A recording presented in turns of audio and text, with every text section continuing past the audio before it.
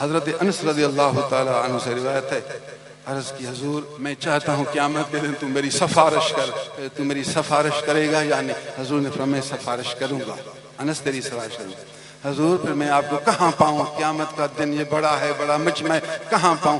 حضور نے فرمایا انس اگر مجھے تلاش کرنا چاہتا ہے تو پھر پل صراط جو نہیں، پل، اس پل کے منہ پر میں کھڑا ہوں گا، میں وہاں آ کر مجھے تلاش کرنا۔ ایسا نہ ہو کوئی میرا امتی پل صراط پر پریشان ہو، میں وہاں کھڑا ہو کر اپنے امتی کو چھڑانے کا کام کروں گا۔ انس اگر آپ مجھے پل صراط پر نہ پائیں، پل صراط پر مجھے نہ دیکھیں، تو پھر جہاں عملوں کا میزان ہوگا، عملوں کو تولا جائے گا، وہاں مجھے تلاش کرنا۔ ایسا نہ ہو کسی امتی کے عمل کم ہوں، وہ بیچارہ پریشان ہو، تو وہاں کھڑا ہو کر میں سفارش کروں گا، اپنے امتی کے عملوں کو بڑھاؤں گا اور اس کو چھڑاؤں گا۔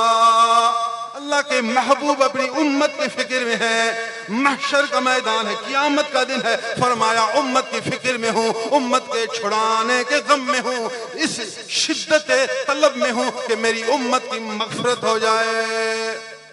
اے انس اگر آپ مجھے میزان پر بھی نہ پائیں، میزان پر بھی مجھے نہ پائیں، تو پھر جہاں آب کوثر ہوگا، حوض کوثر، حوض کوثر جہاں پانی پلایا جائے گا، وہاں مجھے تلاش کرنا، میں وہاں خود کھڑا ہو کر امت کو پانی پلاتا رہوں گا، تاکہ میرا امت پیاسا نہ رہے، میرا امت پریشان نہ رہے۔ چونکہ پیاس کی گھڑی ہوگی، سخت پریشانی کا عالم ہوگا، خود حوض کوثر پر کھڑا ہو کر امت کو پانی پلاتا رہوں گا۔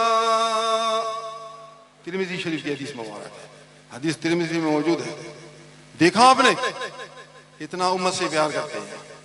حریص علیکم، پھر میں آپ کو سبق دیتا ہوں، تو نبی کے شکر گزاری میں نبی کے دامن کو پکڑ لے، نبی کی شریعت کو تھام لے، جان جائے مگر نبی کا فرمان نہ جائے۔ سر کٹے گھر زر لٹے سب کچھ مٹے، دامن مدنی نہ ہاتھوں سے چھٹے، نبی کا دامن تیرے ہاتھ سے نہ چھٹے۔